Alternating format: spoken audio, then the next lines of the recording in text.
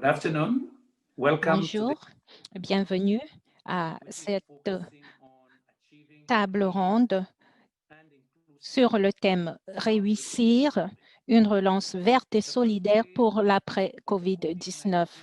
La première vague de la pandémie de COVID-19 a clairement montré que notre monde est interconnecté. La propagation de la pandémie a été mondiale et rapide. Elle a touché de nombreux pays. Dans certains cas, l'impact économique a touché des pays en développement avant qu'ils ne rapportent le premier cas de COVID-19. Il est donc très clair que nous vivons dans un monde interconnecté. Nous avons besoin les uns des autres. Nous devons travailler ensemble parce que à l'avenir, nous ferons face à plus de crises. Les scientifiques nous ont déjà prévenu qu'il y aura plus d'épidémies et plus de pandémies à l'avenir. Nous souhaitons remercier le FMI et la Banque mondiale, les institutions de financement du développement et plusieurs institutions multilatérales, y compris les Nations unies, pour la vitesse avec laquelle ils ont agi pour venir en aide aux pays, en particulier les pays en développement, afin qu'ils puissent surmonter les chocs économiques.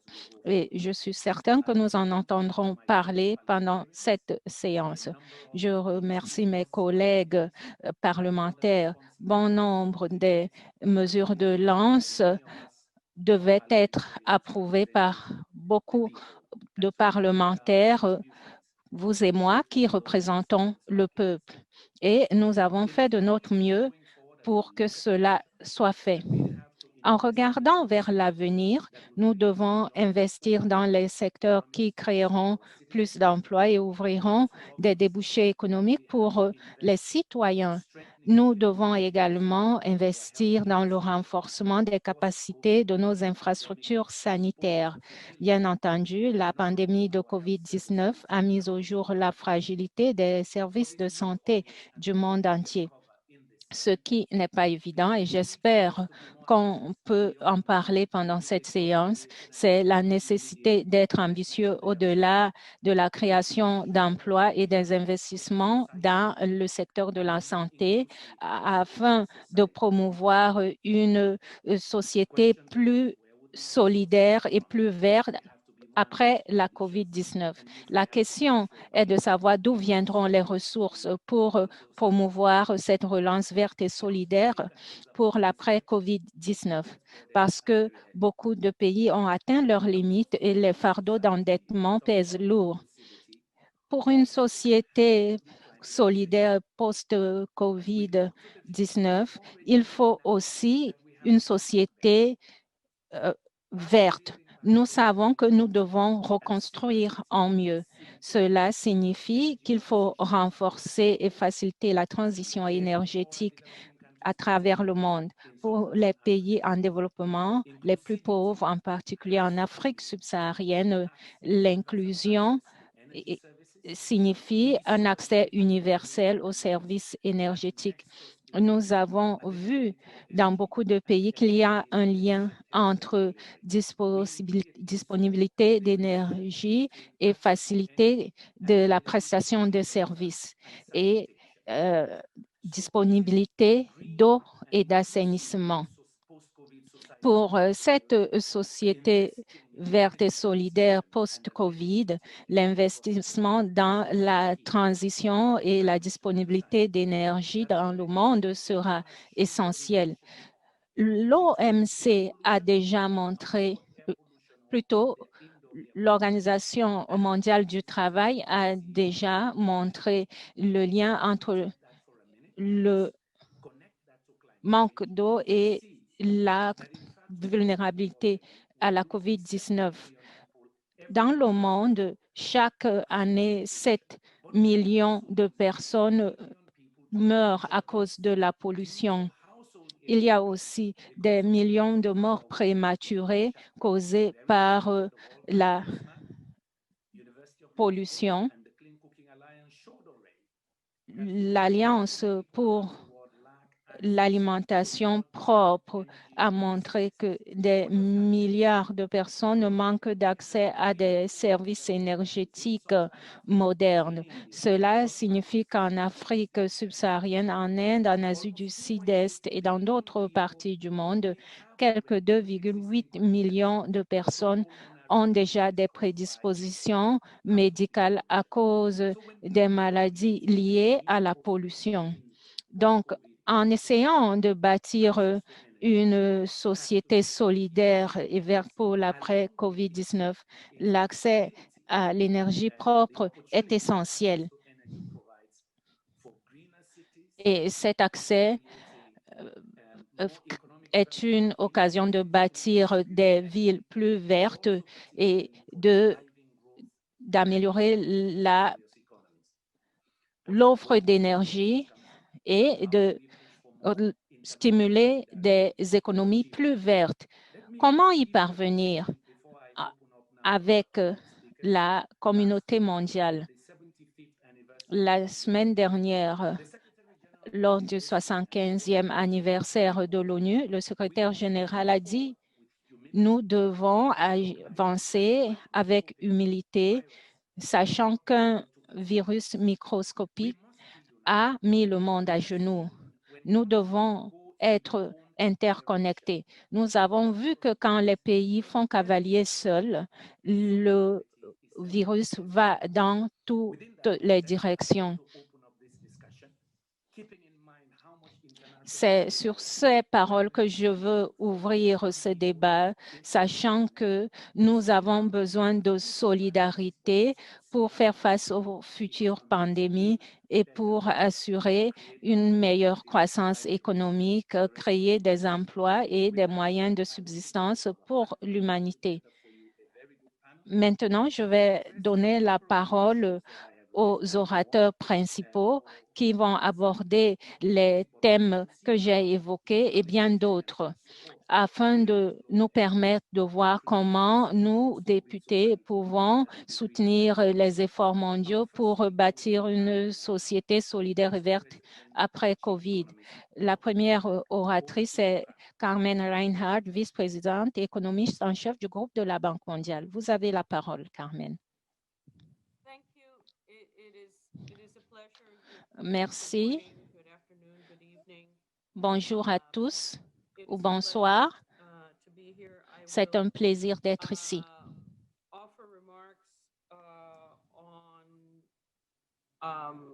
Mes propos vont porter sur les perspectives mondiales et certains des risques qui pèsent sur ces perspectives.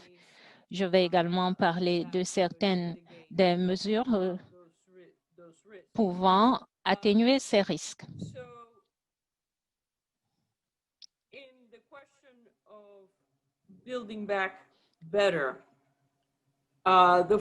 Pour reconstruire en mieux, la première question à laquelle il faut répondre, c'est quel est l'horizon temporel? La crise de COVID-19 crée des défis mondiaux et durables. Ces défis sont de taille. Donc, je vais mettre en perspective l'ampleur mondiale de la pandémie. Quand nous pensons à la crise financière mondiale de 2008-2009, c'était une crise financière appelée mondiale, mais c'était en fait une crise dans 11 pays avancés. Les pays émergents et les pays en développement ont été provisoirement touchés à la fin 2008, début 2009, avec une perturbation mondiale. Mais après cela, la reprise a été rapide et décisive. Elle n'était pas particulièrement écologique, mais c'était une période pendant laquelle la reprise a été plus rapide.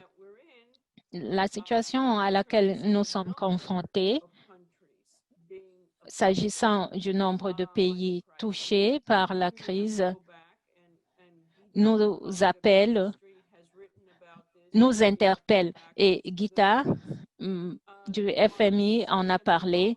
Il faut remonter aux années 30 pour voir une véritable crise économique mondiale. Ceux qui connaissent les difficultés et les problèmes d'endettement des années 80 a touché les pays émergents et non avancés. Donc, cette crise est vraiment mondiale. S'agissant de la relance, je voudrais qu'on ne confonde pas rebond et relance. Un rebond est sans doute déjà en cours dans bon nombre de pays après un net ralentissement de l'activité économique au début de cette année. On a constaté un bond du chômage. La différence entre rebond et reprise est que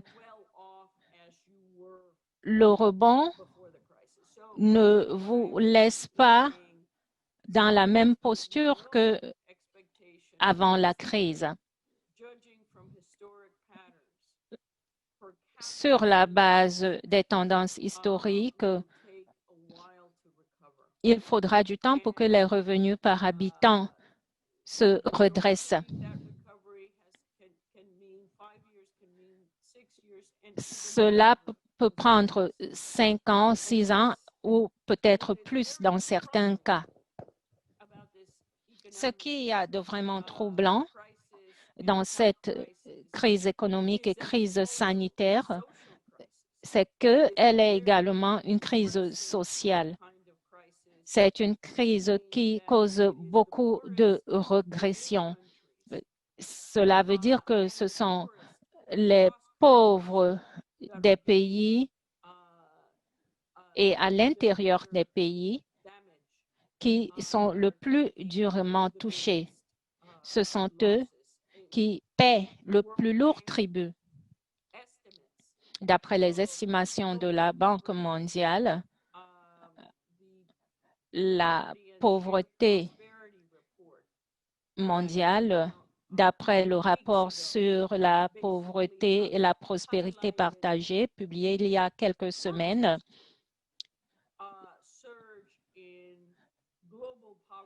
la pauvreté mondiale augmentera pour la première fois en plus de 20 ans.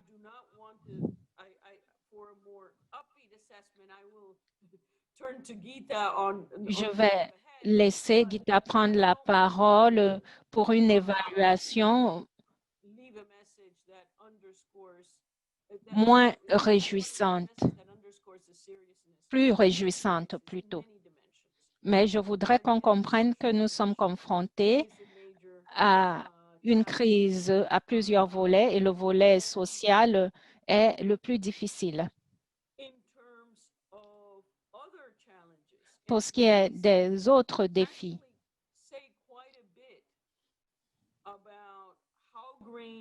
je voudrais dire à quel point nous devons assurer une reprise verte et vigoureuse. Beaucoup de dirigeants de pays en développement, outre les défis sociaux et sanitaires, sont confrontés à des problèmes d'endettement. Parmi les pays IDA admissibles à l'initiative de suspension du service de la dette, environ la moitié de ces pays sont soit en situation de surendettement ou au bord du surendettement.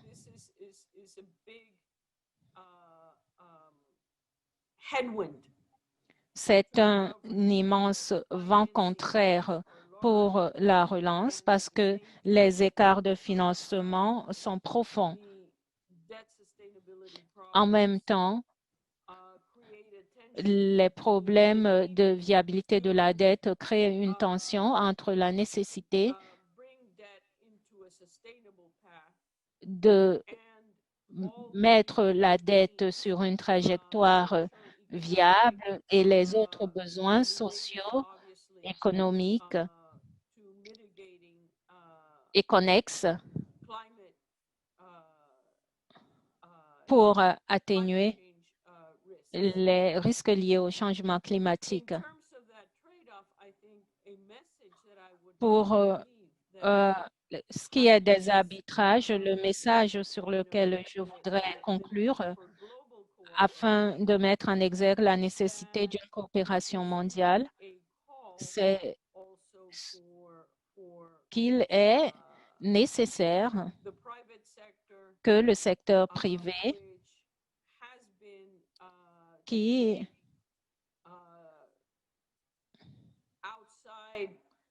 jusqu'à présent a été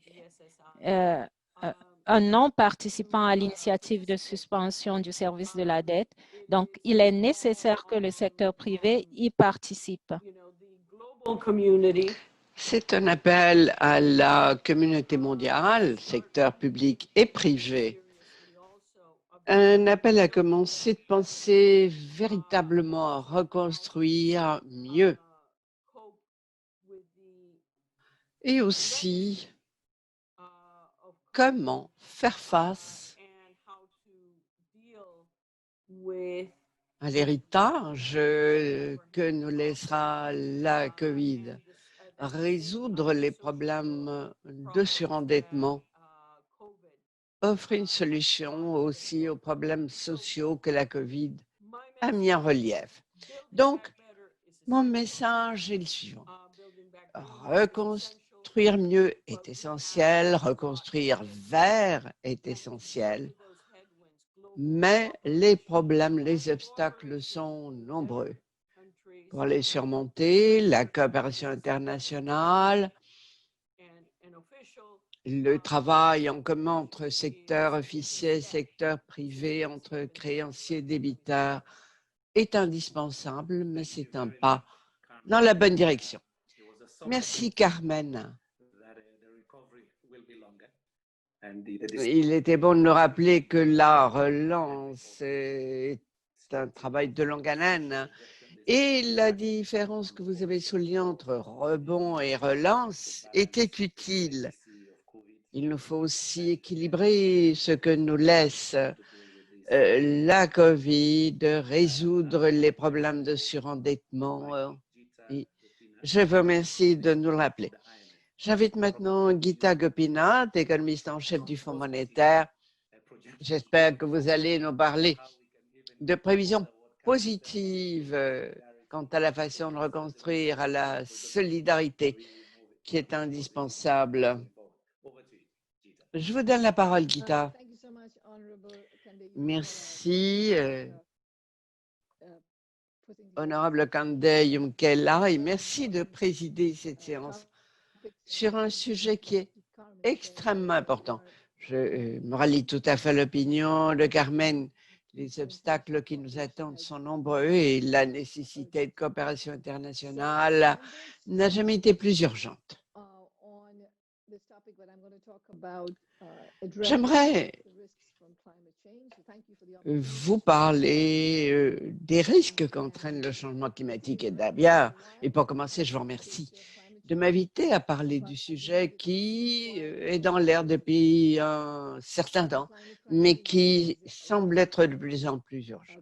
Car le changement climatique ne cesse de s'intensifier, les températures à échelle mondiale augmenteront de 2 à 5 degrés centigrades d'ici la fin du siècle, avec des résultats catastrophiques. On voit déjà les effets dévastateurs des problèmes, notamment les feux de forêt aux États-Unis ou en Australie. Question de savoir pourquoi on se préoccupe de changement climatique alors que nous sommes au milieu d'une pandémie semble justifié. Je pense qu'il y a des raisons évidentes pour lesquelles il faut en parler. Premièrement, parce que nous avons vu les dégâts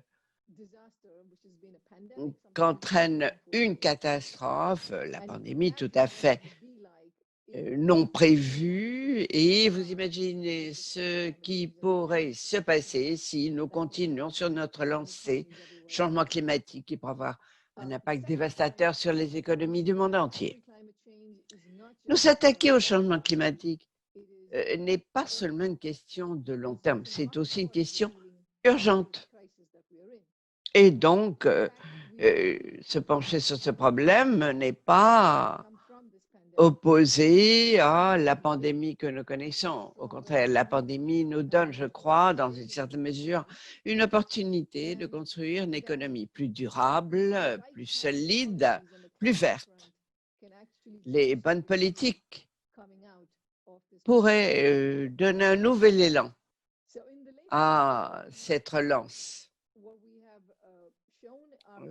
Dans notre dernière publication des perspectives de l'économie mondiale, nous montrons qu'en atténuant le changement climatique, en réduisant les émissions nettes de dioxyde de carbone à zéro d'ici 2050, pourrait nous aider à étayer la croissance, parvenir à l'égalité des revenus et à l'emploi. Créer des emplois verts est particulièrement important, car la pandémie va détruire un nombre incalculable d'emplois et à jamais. Il faut donc penser à créer l'emploi différent à l'avenir. Venons-en aux politiques, à la conception de ces politiques d'atténuation de problèmes climat. Et brièvement, atténuer le changement climatique veut dire qu'on aura besoin de politiques qui rendront l'utilisation d'énergie sale à forte intensité de carbone plus coûteuse et qui permettront également, et dans l'ensemble, de réduire l'intensité de l'énergie. Donc, si on place ces deux facteurs côte à côte, on pourra arriver à améliorer la situation. La relance et atténuer les problèmes de changement climatique. Alors, nous proposons une politique à 3 volets qui combine un stimulus budgétaire vert, la tarification du carbone et des politiques de redistribution. De quoi parlons-nous vraiment lorsqu'on parle de stimulus vert? Il faut qu'il y ait des dépenses publiques vertes en électrification, en génération d'énergie plus propre et en réseau de transport plus vert, par exemple. Recours aux véhicules électriques. Des incitations pour promouvoir un recours accru aux énergies renouvelables plus propres et plus efficaces au niveau des appareils électroménagers et des voitures. Il faut encourager, il faut doper la PIB mondiale et l'emploi au cours des premières années de la relance, après la COVID-19. Le PIB mondial devrait augmenter 0,7% au cours des 15 premières années de la relance. Et puis que l'énergie verte a plus d'intensité de main-d'œuvre que l'énergie basée sur des combustibles faciles, l'emploi augmenterait d'environ 12 millions de personnes à l'échelle mondiale au cours des 7 premières années. Il faut aussi encourager le secteur privé à investir en énergie verte. Et ce stimulus vert, à lui seul, cela dit, ne sera pas suffisant tenant compte de réduction rapide de carbone pour maintenir les températures à un niveau un niveau plus sûr. Il faudra donc passer au deuxième volet, augmentation graduelle des prix du carbone, qui est un outil efficace pour parvenir à une réduction soutenue des émissions de carbone à l'échelle mondiale. Et de deux façons. Tout d'abord, il faut annoncer à l'avance une augmentation graduelle des prix du carbone qui permettra de guider la consommation de nouveaux investissements vers des activités plus durables et des technologies vertes. Ensuite, le coût accru de l'énergie sale donnera une incitation afin d'améliorer les rendements énergétiques et de réduire l'intensité générale en matière d'énergie. La transition vers une économie à faible carbone entraîne des coûts. C'est particulièrement le cas pour les ménages les plus pauvres. Et même si on gagnera de l'emploi dans des secteurs à faible intensité de carbone, il y aura un décalage et des pertes d'emplois dans les secteurs à forte intensité de carbone. Raison pour laquelle, et ça me mène à mon troisième volet, nous devons avoir des politiques de redistribution pour faire une transition juste vers une économie à faible carbone.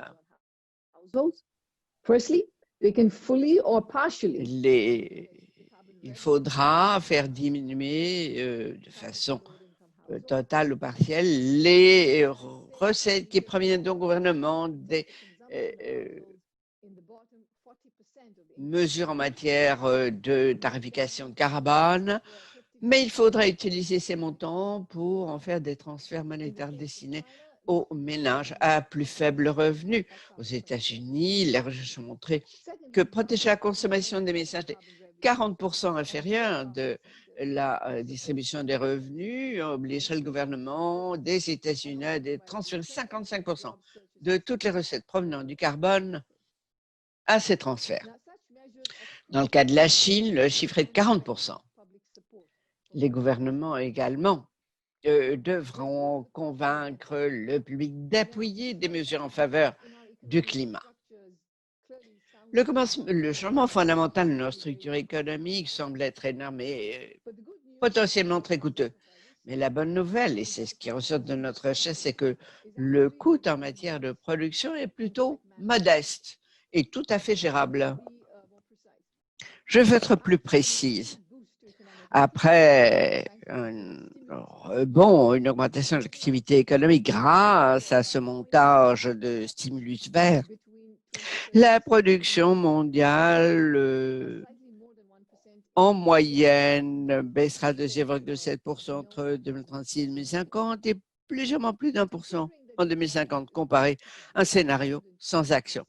Si on pense que l'on prévoit que la production mondiale augmentera de 120% d'ici à 2050, c'est vraiment minuscule. Cela comprend également des avantages, des bénéfices supplémentaires. Par exemple, meilleurs résultats en matière de santé en raison d'une réduction de la pollution. La croissance à moyen et à long terme, bien sûr, connaîtra des moments négatifs à moins que l'on ne résolve et qu'on s'attaque au problème du changement climatique dès maintenant. Bien sûr, ces politiques ajouteront au fardeau mondial de la dette qui, pensons-nous, devrait augmenter entre 5 et 6% du PIB d'ici à 2050, donc sur plusieurs années. Mais ce sera facilement compensé par des avantages importants à plus long terme en termes d'emploi et de production. On ne peut pas non plus perdre de vue le fait que tous les pays ne seront pas affectés de la même façon. Les pays comme l'Inde, où les besoins d'énergie augmentent très rapidement, des pays qui dépendent très lourdement des combustibles fossiles devront supporter le coût le plus élevé en termes de production. Et certains de ces pays auront besoin d'appui. Il faudra aussi que les ambitions soient différentes d'après les pays. Il faudra aussi que les habitants de ces pays reconnaissent qu'il y a déjà des endroits dans leur pays où la vie est devenu invivable en raison du changement climatique. Et certains pays, par ailleurs, tireront de gros avantages au niveau des résultats en matière de santé et d'une utilisation réduite de combustibles fossiles. En un mot, j'espère vous avoir convaincu que s'attaquer au problème du changement climatique est crucial pour les perspectives à long terme et également pour parvenir à une véritable relance après la COVID. Le travail et les perspectives de l'économie mondiale sont focalisées sur les effets macroéconomiques des politiques climat, mais il y a une dimension importante qui mérite d'être examinée également, et c'est la coopération internationale en matière de action en faveur du climat. L'objectif de limiter l'augmentation des températures pour 2100 à 1,5 à 2 degrés a été validé à l'échelle du monde par les décideurs lors des accords de Paris. Les engagements dans le cadre de l'accord de Paris pour ce qui est des contributions déterminées nationalement semblent insuffisants pour arriver à l'objectif de 1,5 degré. Mais je me sens confortée en raison des annonces positives en matière d'action en faveur du climat des pays cruciaux. Et je vous réitère que nous devons nous mobiliser ensemble pour saisir les opportunités de transformer les perspectives post-COVID et surtout prendre des mesures concrètes qui nous mèneront dans cette direction. Merci, Gita. C'était vraiment très intéressant de voir que certes il faut s'attaquer à la pandémie, mais il ne faut pas perdre de vue les risques qu'entraîne le changement climatique. Et nous pouvons utiliser ces stimulus verts pour parvenir aux objectifs dont nous avons besoin pour créer un meilleur avenir après la pandémie. Vous nous avez montré des bénéfices qui semblent dépasser le coût que cette transformation entraînera. Nous allons maintenant écouter Marlène Forté, députée procureur général de la Jamaïque.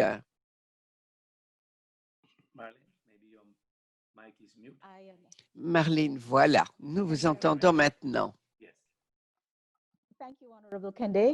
Merci, honorable Kande Kundela, Carmen, Gita, un collègue parlementaire que nous rencontrons virtuellement. Mesdames, Messieurs, je vous salue depuis Kingston, en Jamaïque. Et je commencerai en remerciant le réseau parlementaire de la Banque et du Fonds de me donner l'occasion de participer à cette réunion. Et surtout pour me donner une plateforme importante dans notre parlementaire. La signification de cette réunion se fait remettre encore plus évidente alors que les pays du monde entier sont en prise avec des circonstances extrêmement difficiles dues à la pandémie de COVID-19. J'écoutais très attentivement Carmen et Gita dans leurs propos liminaires et je pense que si mes collègues parlementaires ont reçu un nouveau mandat en raison de la pandémie ou non, nous sommes tous forcés, je crois, de prendre conscience de ce qui se passe sur le terrain, alors que nous voyons ceux qui nous ont élus pour les représenter ont vu leur vie bouleversée à la suite de la COVID-19. Comme Carmen l'a dit, ce qui a commencé comme une crise de santé est devenu une crise économique complète et une crise sociale. Mon rôle en tant que procureur général de la Jamaïque m'a placé au cœur même de la réponse que donne mon pays. J'étais chargé d'ailleurs de responsabilité de mettre au point une réponse juridique et de mettre en place des mesures. En plus, je peux voir les mesures et les programmes élaborés pour lutter contre la COVID-19. Mon propos va porter sur 3 aspects. Premièrement, le rééquilibrage de budget qui est nécessaire. Deuxièmement, le lien entre les problèmes économiques et sociaux causés par la pandémie et la nécessité que les programmes économiques soient pragmatiques et inclusifs. Et enfin, les défis posés par la relance post-COVID-19. La Jamaïque a agi de manière décisive pour arrêter la phase de transmission. Nous l'avons fait pendant 6 mois. Nous avons eu le temps pour renforcer les systèmes de santé, acheter des médicaments, des équipements de protection et faire de la sensibilisation. Mais cela a également ralenti l'activité économique. Les aéroports, les ports et les entreprises ont fermé. Cela a causé une baisse des recettes. Par conséquent, nous avons dû faire beaucoup de rééquilibrage. Nous avons besoin de dépenses supplémentaires pour la santé, l'éducation et d'autres secteurs sociaux. La question est de savoir maintenant qu'est-ce qui peut être financé avec les recettes actuelles et dans quelle mesure il faudra s'endetter, surtout pour un pays qui, pendant longtemps, a eu un ratio dette PIB élevé et ne vient que de le maîtriser. De surcroît, il faut avoir les ressources nécessaires pour un financement durable des besoins. En Jamaïque, il y a beaucoup de dépassements financiers comme les salaires, le paiement des intérêts et le remboursement de la dette. Ce sont toujours des priorités économiques et pas nécessairement morales. Elles sont rigides et non souples et représentent un pourcentage élevé de notre PIB. Par ailleurs, vous avez la riposte contre la pandémie. Et pour nous, c'est ici que l'inclusion devient une question épineuse. Accès universel à l'éducation. Nous avons fermé les écoles et nous avons décidé de ne pas retourner entièrement à l'enseignement dans les salles de classe. Les enfants ont besoin de tablettes, d'ordinateurs et de services Internet à large bande. Ils ont besoin d'électricité. Et dans les communautés rurales pauvres, l'inégalité d'accès est visible au quotidien. Par conséquent, les pays comme la Jamaïque sont confrontés à un défi immense.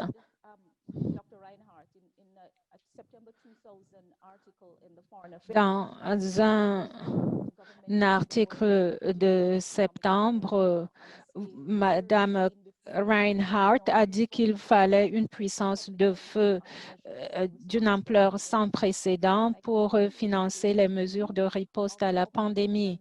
Mais pour les pays à faible revenu ou à revenu intermédiaire, cela est très difficile. En Jamaïque, le ministre des Finances a annoncé qu'à partir du 8 octobre, les dépenses de lutte contre la COVID non financées par la dette s'élevaient à 36,8 milliards de dollars jamaïcains. Et quand on ajoute les intérêts, le montant atteint 43 milliards de dollars jamaïcains, c'est plus de 300 millions de dollars. Ce que nous avons dépensé contre la pandémie représente les dépenses courantes de l'année 2021 pour les ministères de la Justice, du Tourisme, des Affaires étrangères, de l'emploi, de la sécurité sociale, de la culture, du genre et du divertissement. Donc, la COVID a augmenté les dépenses dépenses tout en réduisant les recettes publiques. En Jamaïque, l'impact sur les recettes a été soudain et brutal. Carmen et Gita ont parlé de l'augmentation inévitable de la dette qui surviendra. Pour des pays comme la Jamaïque, il faudra déterminer la réaction à cette dette. Même quand on songe aux mesures de riposte, il faudrait réfléchir sur cette question. Quand on a un ratio dette-PIB élevé, la marge de manœuvre pour dépenser dans d'autres domaines est réduite. Donc, il est temps de trouver une solution différente pour les pays à revenus intermédiaires. Nous avons parlé des problèmes, nous avons vu les problèmes liés à la taxe de consommation générale dont les prélèvements ont baissé à cause de la fermeture des aéroports. Et cette baisse se ressent dans tous les secteurs, dans l'industrie des services 20%, 30% dans le secteur des biens et services. Dans la restauration et les hôtels, la baisse est de 36% à cause de la fermeture des frontières. Nous constatons qu'un certain nombre de personnes employées dans ces secteurs sont les plus touchées. Elles ont dû creuser dans leur épargne et le gouvernement doit éviter que ce problème ne devienne un immense problème social qui causera des problèmes que rencontrent des pays comme le mien. Maintenant, je vais parler des conséquences de la pandémie et des liens qui ont déjà été évoqués. Je dirais que le budget d'un pays reflète ses priorités. Dans une grande mesure, les dépenses d'équipement et les dépenses courantes reflètent ce qui est urgent d'après un gouvernement. En Jamaïque, nous avons dû adopter des budgets rectificatifs. C'était le cas hier, par exemple, au Parlement. Et la priorité pour la Jamaïque est les subventions pour un retour à l'école, des subventions aussi inclusives que possible. Quand nous avons calculé la marge de manœuvre prévue par la loi, il y a la lutte contre la COVID-19. Il y a des pays et des enfants qui bénéficient du programme PATH, qui est une sécurité sociale particulière. Il y a aussi les dépenses pour l'assurance chômage qui bénéficie à 50 millions de personnes.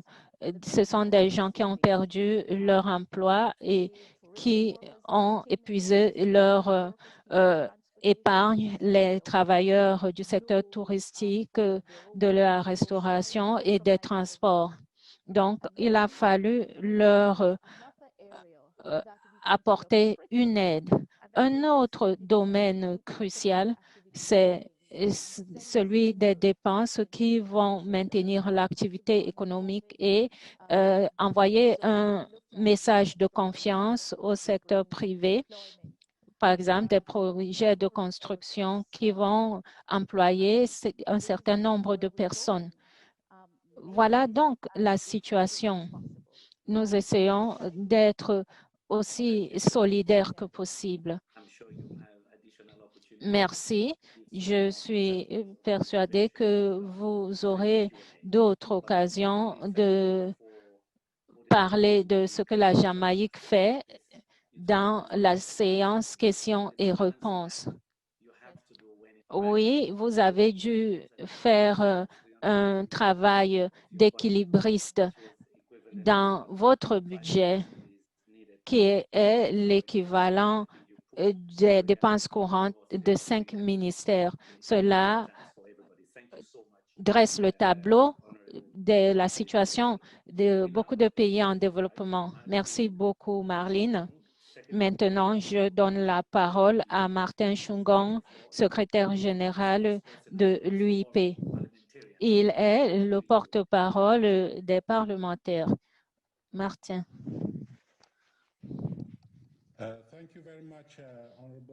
Merci beaucoup, Monsieur le Président. Je suis heureux et honoré de prendre la parole à l'occasion de cette rencontre du Forum parlementaire.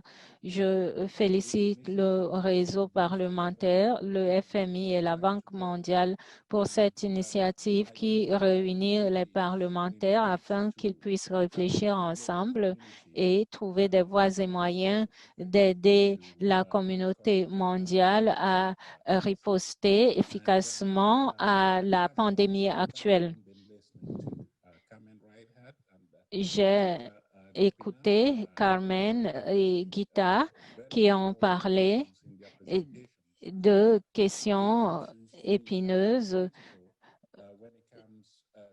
Ces questions sont cruciales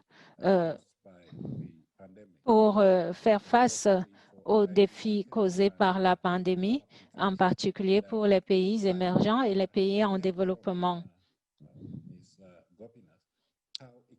Madame Gopinath a parlé de la manière dont les outils de politique économique peuvent accroître les débouchés économiques et réduire les inégalités de revenus.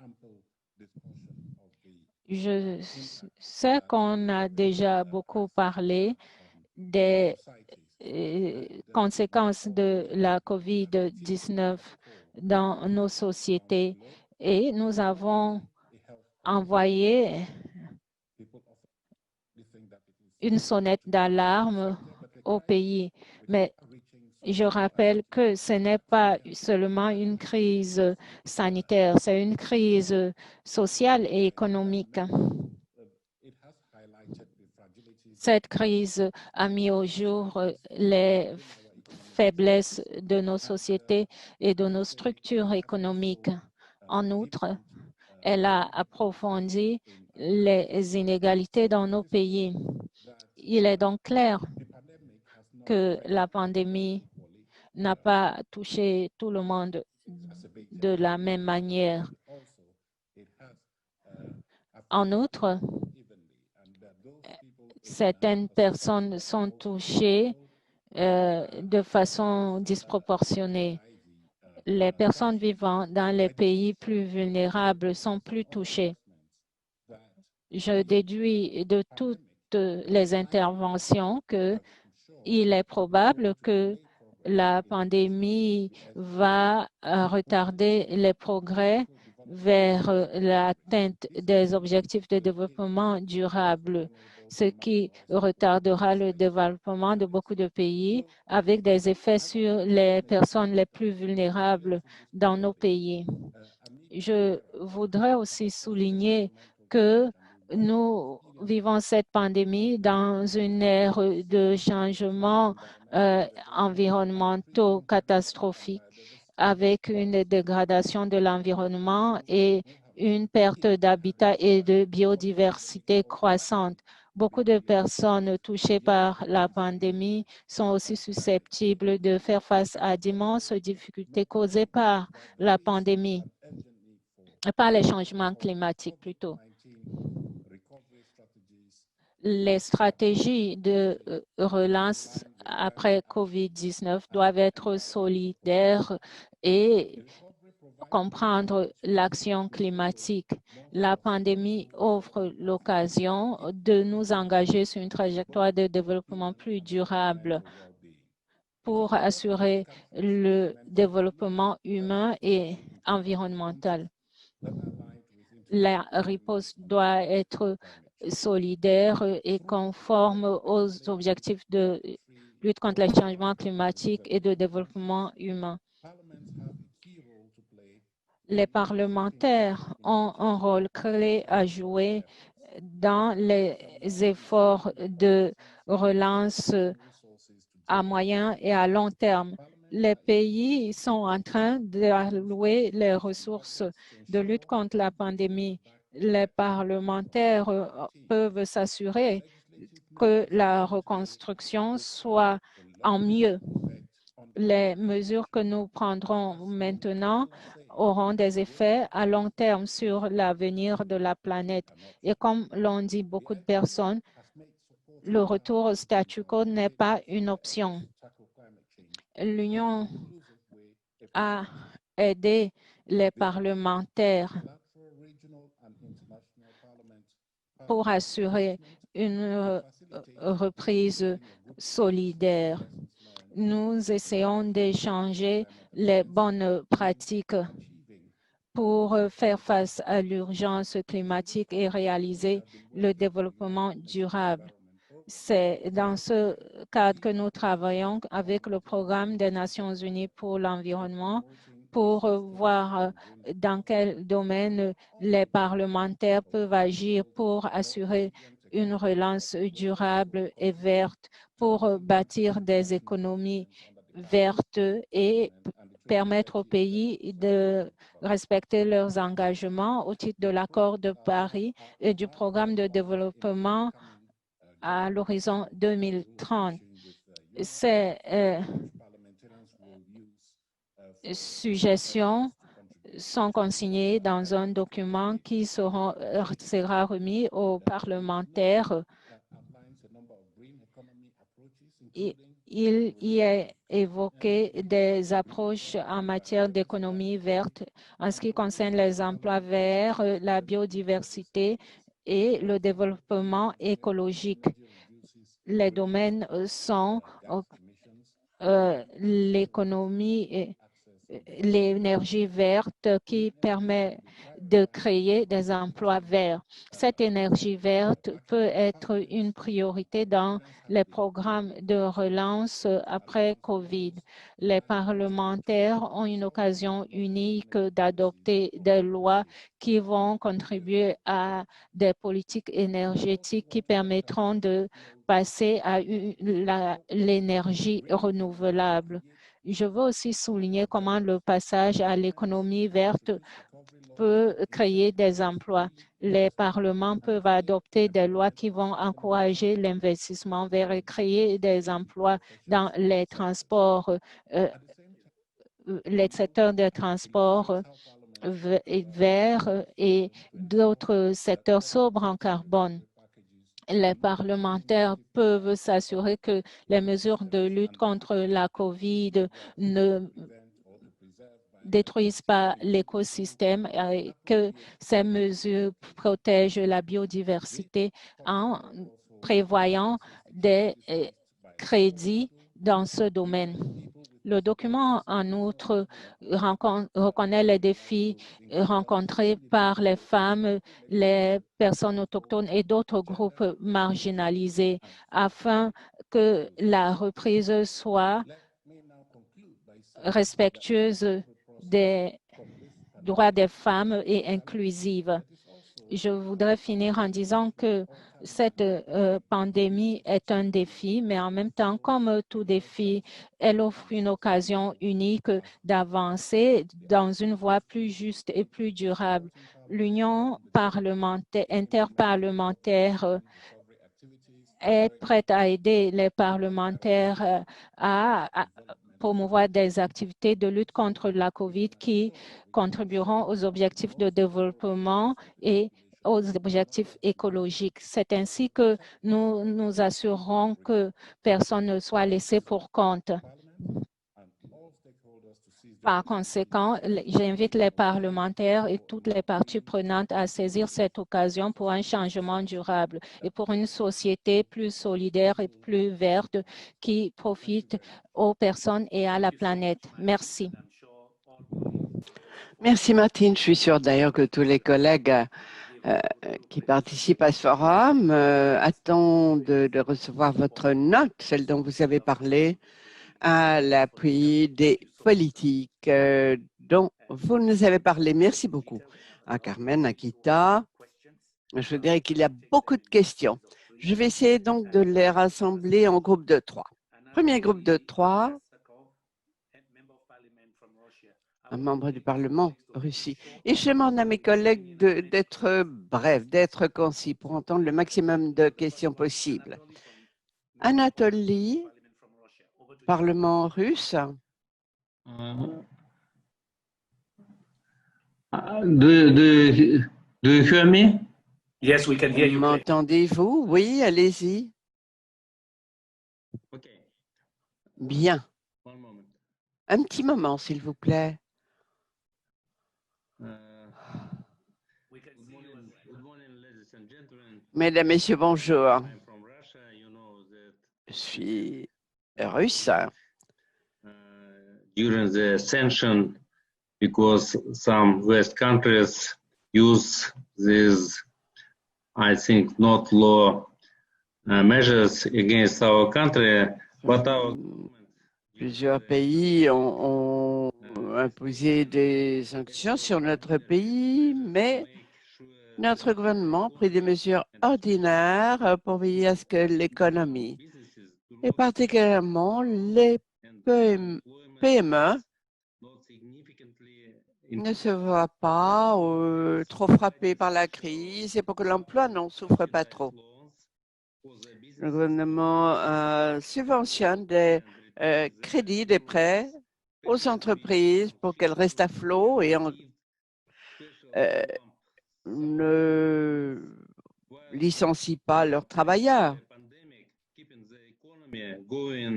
Il faut, pendant la pandémie, maintenir l'économie en fonctionnement.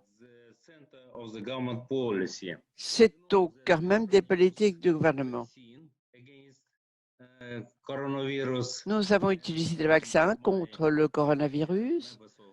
Certains de mes collègues et membres du gouvernement ont été vaccinés. Je vous recommande de l'utiliser. Faites-le. Vous savez que M.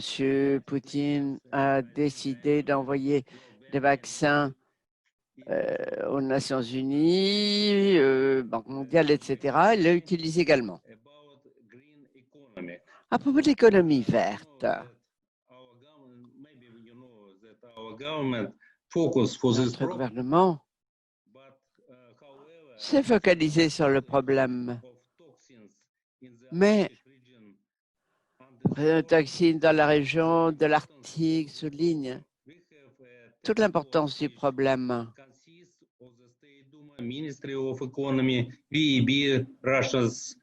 ministère de l'économie envisage des difficultés dans cette région. Il faut absolument mettre en place des projets verts et des mesures d'encouragement et demander à la Banque centrale d'accorder un traitement privilégié à ces projets. Une question.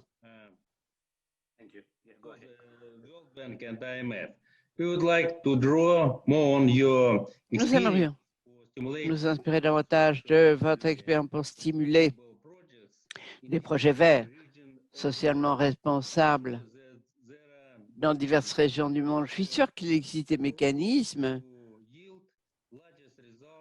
qui pourraient donner de très bons résultats. Que peut faire la Banque mondiale pour nous aider dans cette direction? Merci. Merci. Deuxième question. Alphonse Nombré, Burkina Faso. Alphonse, Honorable Alphonse, Burkina Faso. Alphonse, Burkina Faso, vous avez la parole. Oui, oui, bonjour. Just switch your mic on. Please go ahead. Merci. Bonjour, monsieur. Oui, bonjour. Et merci de m'avoir donné la parole pour participer à cette importante conférence. J'ai une interrogation. Les objectifs de développement durable nous indiquent la voie pour l'exploitation durable des ressources et la réduction des inégalités sociales. Mais la mise en œuvre de ces objectifs peine à cause principalement du manque de volonté politique de certains pays et pas des moindres. Alors, mon interrogation est celle-ci.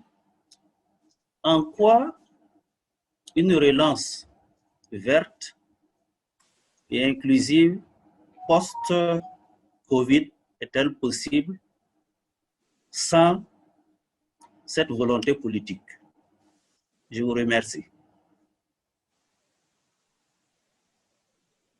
Thank you very much. And we'll take the good example of Honorable Alphonse to keep our questions very short. The next one is Volkmar Klein. Volkmar? Volkmar Klein. Volkmar Klein. Je vous remercie.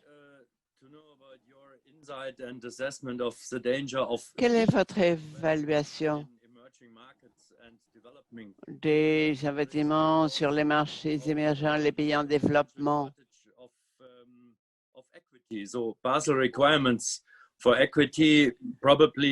Les besoins de capitaux diront probablement qu'un certain nombre d'entreprises et d'institutions bancaires se focaliseront sur leurs propres besoins et sur le marché des obligations et beaucoup moins sur les marchés financiers. Que pouvons-nous faire dans ce cas-là? Carmen Gita. Gita et ensuite Carmen. Yes, thank you again. Very Merci. all the comments from the parliamentarians. Quick responses to the Une réponse question. rapide à la. Je vais la dernière. Financement pour les marchés émergents. J'imagine que c'est financement en général et pas spécifique. Ce que nous voyons maintenant, à l'heure actuelle, c'est qu'en raison de l'appui politique offert par les banques centrales dans le monde, réduction des taux d'intérêt, mesures en matière de liquidité, achat d'actifs, ligne de swap.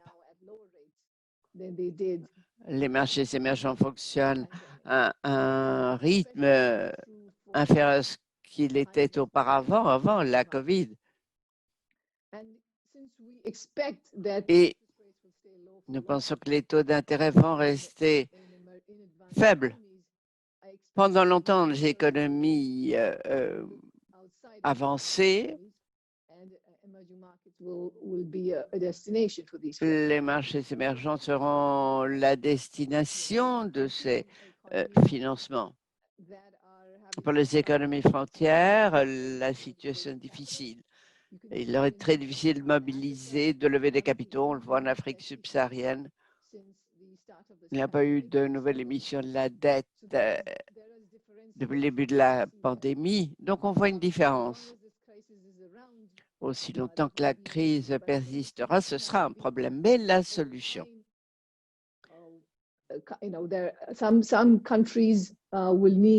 doit être, eh bien, certains pays auront besoin simplement d'un allègement de la dette ou d'une restructuration pour retrouver la voie de la solidité financière.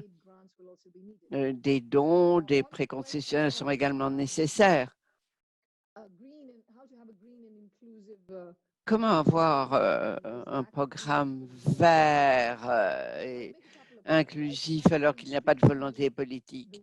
Eh bien, il me semble que la volonté est en train de changer. Les gens préfèrent vivre dans un environnement où il y a moins de pollution. Ils se rendent compte des avantages point de vue santé. Et deuxièmement, et c'est une chose que nous soulignons souvent, c'est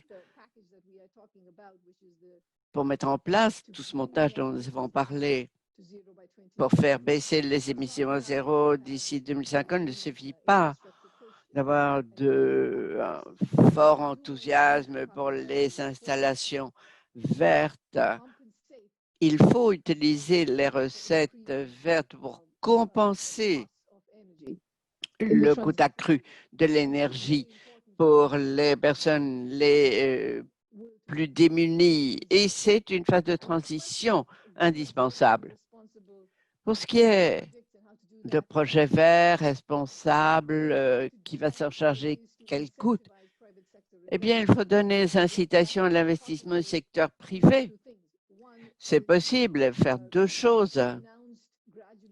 Donc, annoncer graduellement l'augmentation des tarifs de carbone. Ça permettra donc de se rendre compte du coût que ces projets auront. Et il y a un élément budgétaire qu'il faut aussi. Il faut offrir une infrastructure qui permettrait au secteur privé de participer et d'innover. Certaines des recettes provenant de la tarification du carbone pourraient être utilisées pour ce faire. Donc, je ne vais pas entrer dans le détail, mais les perspectives de l'économie mondiale vous répondent à ces questions. Je vous remercie. Carmen, vous voulez ajouter quelque chose?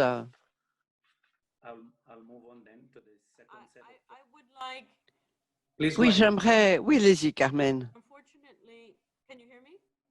Vous m'entendez? Oui, nous vous entendons.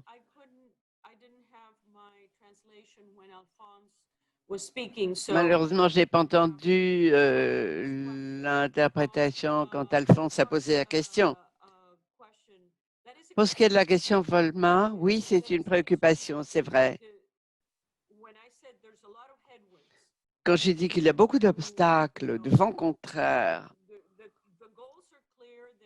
les objectifs sont clairs, l'investissement vert, se reconstruire mieux, sont les objectifs collectifs, mais parmi les obstacles, eh bien, il y a la façon de générer des flux privés de capitaux pour développer les marchés émergents dans un environnement où l'incertitude est très élevée depuis le début de l'année. Cette incertitude se traduit en prime de risque. C'est la raison pour laquelle j'ai terminé mon propos en disant que la communauté mondiale doit redoubler d'efforts dans toutes ses dimensions. La SFI, par exemple, travaille sans relâche afin de forger des partenariats avec le privé pour attirer des flux de capitaux privés à un moment où il y a des préoccupations en matière de relance, de dette, incertitude à l'échelle mondiale. Et les flux privés de capitaux deviendront de plus en plus timides. Et le financement à long terme, qui est extrêmement nécessaire, entraîne des risques. Et je pense que les ONG, comme je le disais, la SFI réagit, essaye d'attirer le secteur privé. C'est indispensable. Carmen, j'aimerais paraphraser ce que disait Alphonse. Il parlait de volonté politique. Comme vous le savez, les programmes de relance lancés dans les pays existent, mais dans quelle mesure voyez-vous une véritable volonté politique qui fera qu'on choisira une relance verte et non, on ne refera pas ce qu'on faisait auparavant? Est-ce que vous pensez que les ministres de Finances, les présidents, feront ces choix? C'est ce qu'ils entendaient par volonté politique. Excellent argument. Nous sommes à un moment où, et Marlene l'a dit clairement, les demandes sont énormes, les ressources sont limitées.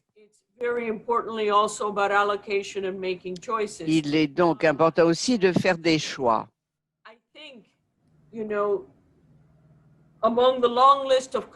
Je pense parmi la longue liste de préoccupations, j'ai parlé des préoccupations économiques, mais du côté politique, il en est deux qui sont d'ailleurs liées à la question d'Alphonse. Quels sont les risques de revenir en arrière en matière des politiques mises en place? Donc, pas aller de l'avant avec économie verte, les réformes, etc. Le moment est venu de faire des choix difficiles qui entraînent souvent des risques politiques accrus. Par exemple, pénurie de dollars, les prix des matières premières faibles, il y a des mesures de contrôle sur les capitaux, des restrictions. Il y a des politiques de toute nature dont nous avons essayé de nous éloigner, mais qui reviennent. Et c'est là le danger.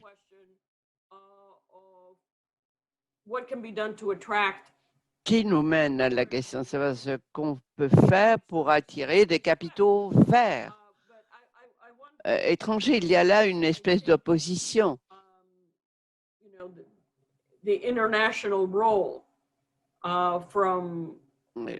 L'international a un rôle à jouer, aussi bien au niveau bilatéral que multilatéral, et les ONG également, pourraient devenir essentiels pour attirer vers des investissements verts et nous aider dans une période que j'envisage comme extrêmement risquée afin d'éviter de revenir en arrière en matière de politique. Martine, je sais que vous vouliez intervenir, mais si les gouvernements n'ont pas de volonté politique pour cette transition vers le vert, pensez-vous, vous, parlementaires, qu'il y a une volonté politique et qu'il faudrait infléchir les actions des gouvernements pour mettre à profit ce dont parlait Gita? Donc, cette volonté politique, Martine, qu'en pensez-vous? Je vous remercie. Il n'y a pas d'institution plus politique que les parlements. Et je pense que ce qui se passera dans une large mesure se passera parce que les parlements voudront que les choses se fassent. Donc, il faut convaincre les parlements d'adopter des lois dans le sens vert, inclusion. Et ils ont le pouvoir de le faire. Ils peuvent légiférer et prioriser certains domaines. Mais il y a des conditions préalables. Il faut qu'il y ait une conversation entre ceux qui encouragent ces accords internationaux avec les parlements au niveau des pays. Trop souvent, il y a des accords qu'on envoie au Parlement sans avoir suffisamment informé les parlements des mesures que l'on trouve dans ces accords. Donc, la conversation doit avoir lieu au Parlement, entre la communauté internationale et les parlements. Ça, c'est un préalable. Il faut qu'il y ait appropriation pour qu'il y ait volonté politique. En général, les ministres des Finances reviennent de Washington convaincus du bien fondé de ces accords. Autre ensemble de questions. Togo, 1 minute, vous avez la parole. Honorable Yabisi Kagbara from Togo. Yacine Kambara, Togo, vous avez la parole. Allumez votre micro. Honorable Yakblissi. Nous ne vous entendons pas. Honorable Kassoum Nyakuba Maïga, membre du Parlement du Niger. Honorable Kassoum. Okay, not on yet. We'll move on. Honorable Redha Faraj, Member of Parliament, Bahrain. Honorable Redha? Yes. Please Good go ahead. afternoon. Good afternoon. Bonjour à tous. Merci de me donner cette occasion de poser une question. Elle porte sur les ressources nécessaires pour assurer une relance solidaire et verte. Les pays en développement auront du mal à atteindre ces objectifs. Comment est-ce que vous les aiderez à s'acquitter de leurs obligations et à prendre les mesures nécessaires? Merci. Honorable Aïssa Mado, membre du Parlement tchadien. Merci beaucoup. Je voudrais vous féliciter très sincèrement pour les brillantes interventions. Moi, je voudrais poser la question de savoir est-ce que les institutions comme la Banque mondiale et le Fonds monétaire international ont pu évaluer et quantifier les répercussions socio-économiques de la COVID-19 sur nos pays, en l'occurrence les pays du Sahel et du bassin du lac Tchad, région à laquelle nous appartenons, nous en tant que Tchadiens. Et si oui, je voudrais savoir quelle est la stratégie qui est mise en place ou bien qui sera mise en place pour augmenter la résilience de ces populations, mais aussi de ces pays face à la pandémie du COVID-19 qui en fait est en train vraiment de faire ravage malgré les efforts de nos pays. Et donc, je voudrais voir comment on peut aider ces pays-là à promouvoir une économie circulaire, verte, mais aussi solidaire pour renforcer la résilience de ces populations. Je vous remercie. Thank you very much. I would like to go to Diao Roro Esti. Diao Roro Esti Boutri, membre du Parlement indonésien.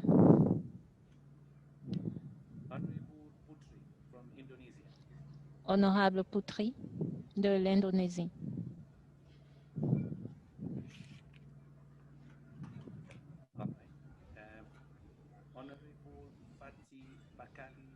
Honorable Fatih Bakali, député Abdel. au Parlement marocain. Abdel. Bonjour. Abdel. Allez-y, Fatih. Amsad.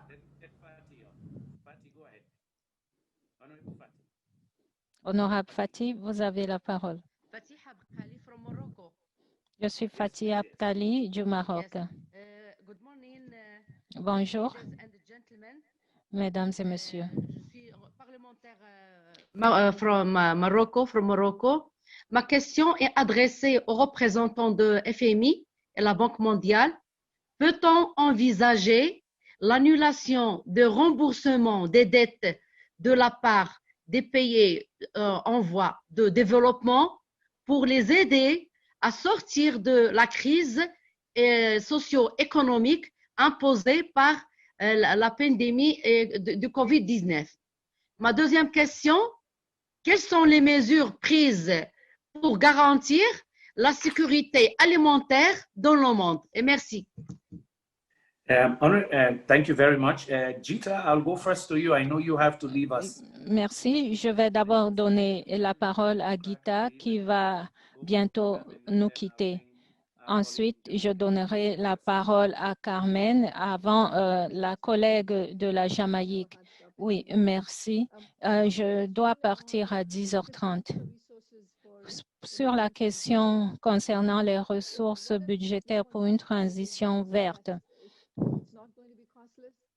j'ai dit entre autres qu'elle ne sera pas sans coût, mais ces coûts s'étaleront sur une décennie et les gouvernements bénéficieront d'une hausse de la taxe carbone qui sera génératrice de revenus. Et les emplois qui seront créés seront des emplois très rémunérateurs, dont le coût ne sera pas si élevé. Par ailleurs, il y aura des subventions. Mais comme je l'ai dit, certains pays auront besoin de l'assistance de la communauté internationale dans cette transition. Concernant les impacts socio-économiques de la COVID-19 et les mesures prises, je vais laisser Carmen y répondre.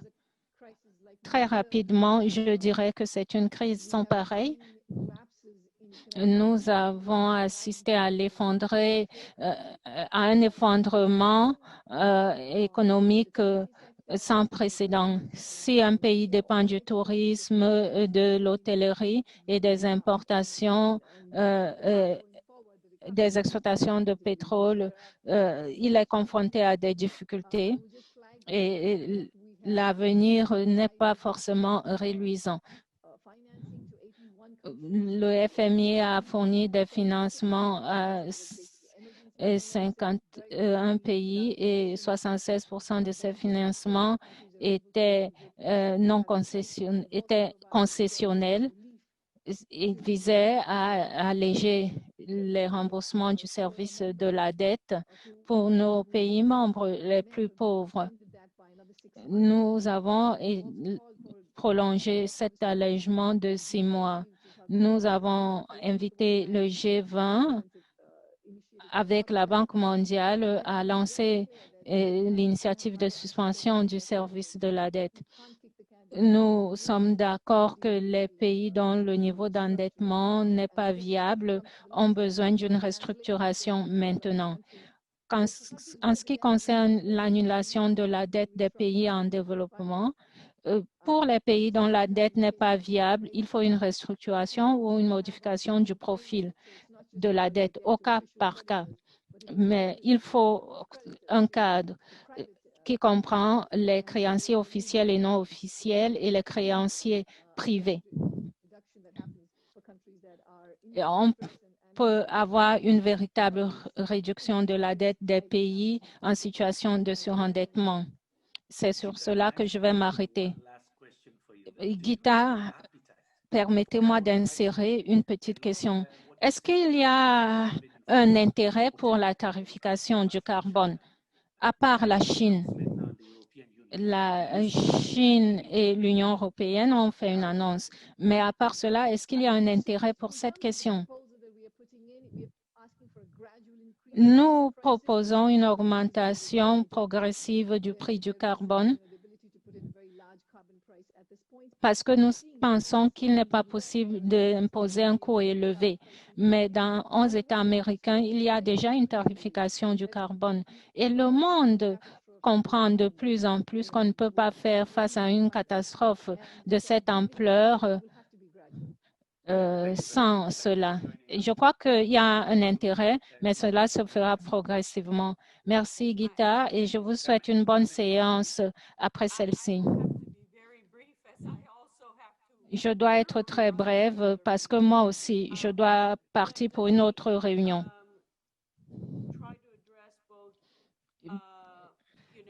Permettez-moi d'adresser,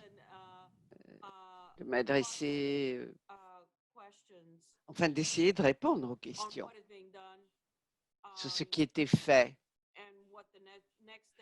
et ce que pourrait être l'avenir. Comme disait Gita, et je vais essayer de faire les choses rapidement, eh bien, il y a eu divers types de prêts. La banque a consenti des prêts à 111 pays cette année, à des montants records, pour appui budgétaire en général, ou enfin pour répondre aux besoins. Ce peut être plus ciblé sur l'aspect médical. La Banque mondiale